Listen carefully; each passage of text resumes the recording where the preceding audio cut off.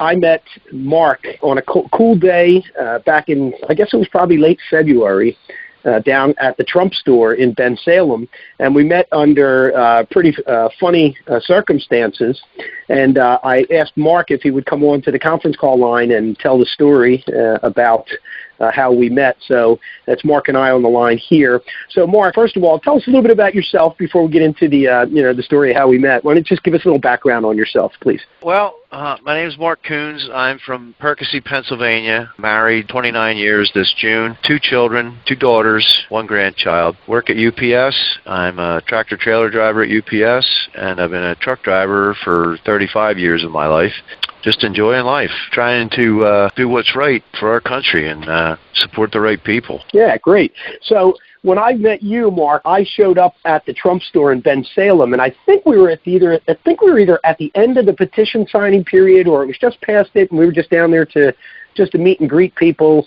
I'm not quite sure of the day it was, but I know the petition signing season was over right then. Tell me how it came about that you ended up at the Trump store that day. Give us that story there.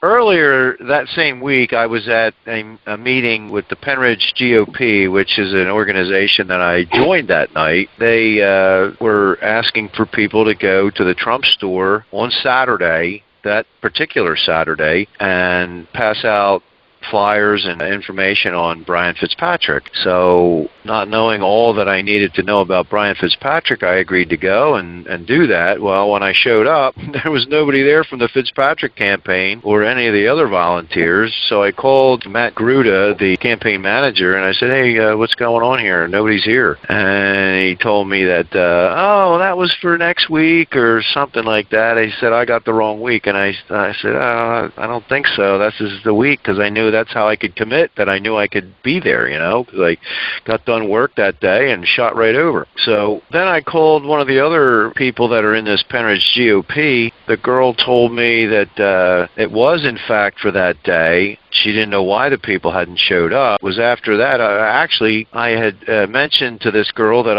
I met Brian Fitzpatrick's opponent, and I was talking to him, and I said I actually liked hearing what he had to say.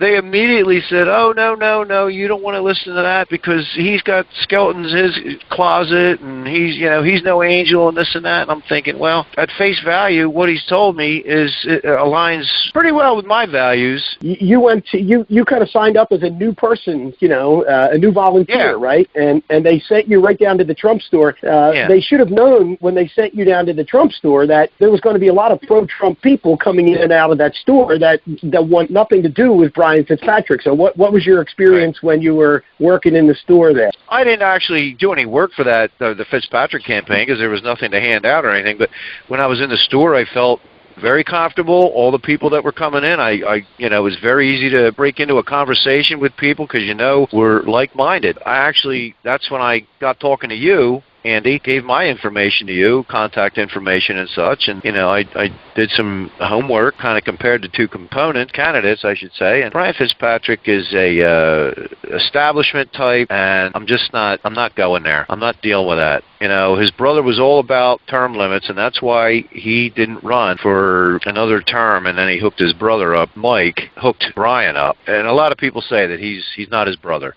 And he's not. I've been in this campaign for 9 months, and the things that I hear the most every single day on the campaign trails, number 1, he's not his brother, and number 2, he's a rhino, he's not a Republican. When you were talking to the GOP there, I think they pulled the normal line on you that they pull, which is something to the effect of, Andy can't win, or we need to keep the seat red, something to this effect, right? Yeah, tell me a little bit about that. Yeah. Well, the girl was emphatic, saying that you don't want to support him because he can't win. We got to support Brian Fitzpatrick because he can win, and then once we get him in there, we'll have to work on a candidate that can win and get in there, because we don't want to get a Democrat in there. And I'm thinking, and I wasn't realizing this right at the time. I thought about things, over time, and come to the realization that I'm not going to vote. What's the difference? I'm not going to vote for a guy that doesn't have the same values, or the values that I cherish. I'm not going to vote for that guy. What's the difference if we do get a Democrat in there? I'm going to make my best effort to make sure we keep a Republican in there, and you, Andy,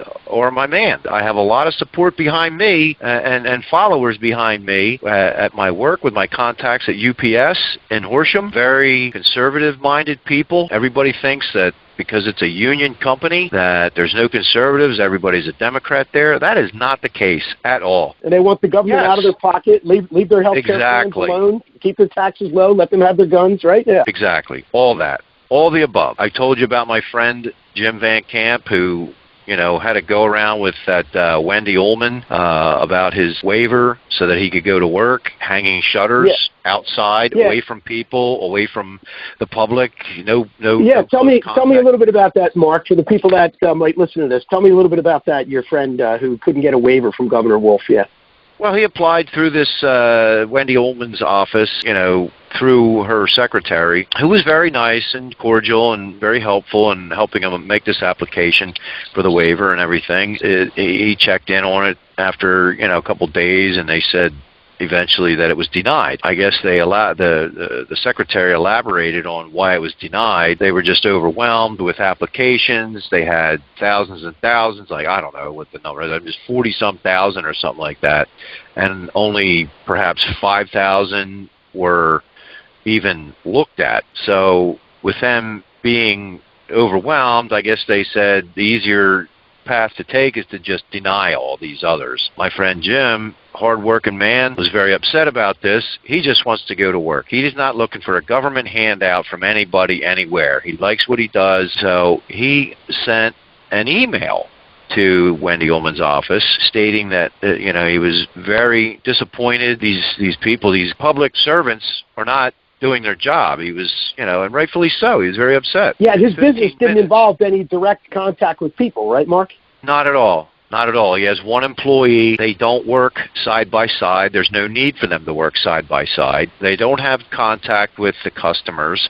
Customers are wherever they are. There's no close contact. So they go outside of a building and install shutters or something, don't they? Yeah, they're up on a ladder. How close can you be to somebody if you're up on a ladder?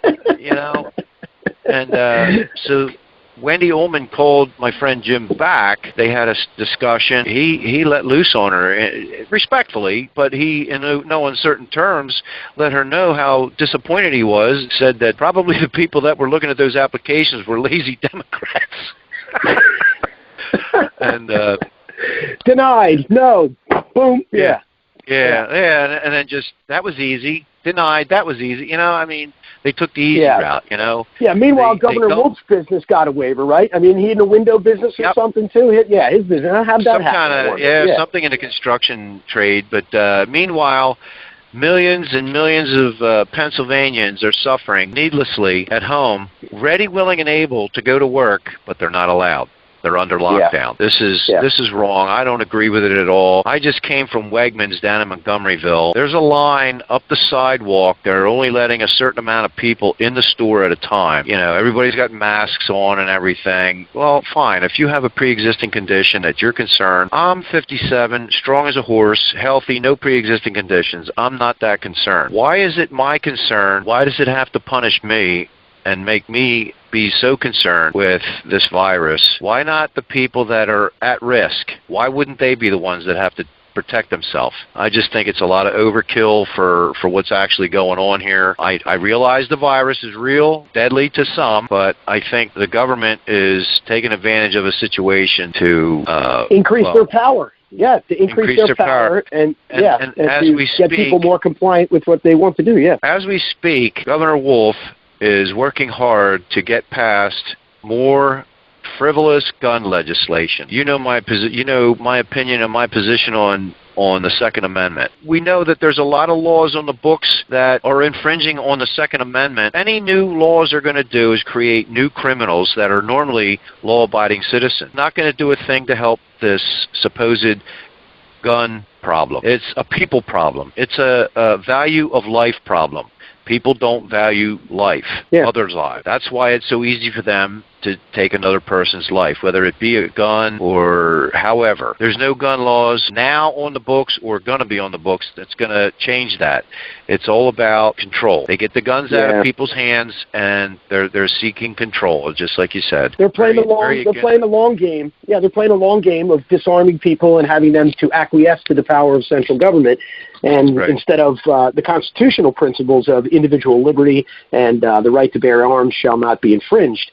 And And in Pennsylvania, it's, shall not be questioned. So, I mean, you would think that in Pennsylvania here, we even have a stronger, gun rights advocacy, which isn't. So now what you're saying, and I wasn't aware of this, or you think that the Governor Wolf is trying to weave into what's going on in Pennsylvania for anything involved around this crisis, more gun regulation or legislation? Yeah, I've been seeing different news feeds that are saying, I think 2337 or something like that, where he wants us to have to pay a $50 fee for a license in order to buy firearms and ammunition. And I may be wrong on some of those details, but that's touches on it. I don't know. Like a poll tax to suppress the vote, for example, right? Yeah. Yeah. The Democrats always blame the Republicans for wanting to suppress the vote and the poll tax back in the days of yore, when the country was evil and racist. They had a poll tax to do that, and so they take that same approach now and they put it on to Second Amendment rights. It's kind of interesting that's the case there. So I'm looking forward to seeing you on Monday up in Harrisburg at the Stop the Shutdown rally. I think they've merged actually 2 rallies, right? There were 2 that were scheduled, and they're turning into 1 on Monday, right? But I know that there was one that was supposed to be at noontime, and I called up another conservative friend, quite a few other conservative friends of mine, and whoever was willing to go along, I'll drive, and I will be there. Well, good. I'll probably see you there. I'll be up at the steps of the courthouse on Monday also, and I just wanted to thank you for calling in and talking to you. I'm very glad to have your support, and I will stand up. I will stand up for those principles and values. The Republican Party in Bucks County has lost its way. There's no leadership, and we need to take it back. So I'm right there with you in the fight, Mark. So thank you. You bet. Absolutely. My pleasure. Hi. This is Andy Meehan, and in case you haven't heard, I am doing something extremely difficult, but absolutely necessary. I'm a conservative challenging Congressman Brian Fitzpatrick in the Republican primary. On the issues, the Congressman and I are worlds apart. Fitzpatrick voted in favor of amnesty for illegal aliens and against securing the border, while I'll oppose any amnesty and make sure the wall is funded.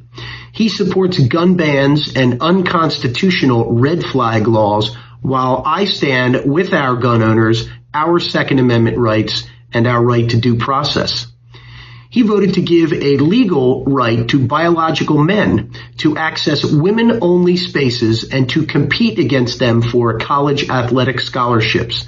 I believe that women deserve women-only safe spaces in our society and fair competition in sports. He's voted for carbon taxes and the Paris Climate Accords, while I've put in writing my pledge of no new taxes. And Fitzpatrick has consistently supported endless wars in the Middle East. I'll vote to bring our troops home. Some establishment leaders in the Republican Party believe that you are obligated to endorse Congressman Fitzpatrick out of party loyalty. However, he isn't worthy of that loyalty as he has not demonstrated it himself. He voted against President Trump in 2016. He has not committed to supporting the president in 2020, and he voted with Nancy Pelosi to label the president a racist just this past July. He does not stand up for the president or our Republican values. I, on the other hand, as the nominee, will do both. But I need your help. Please go to meehan2020.com/contribute to help me raise the money to win this race. And please also hit the share button to share it with your friends and family so they can see how important this is and they can support me too. This is Andy Meehan, and I approve this message.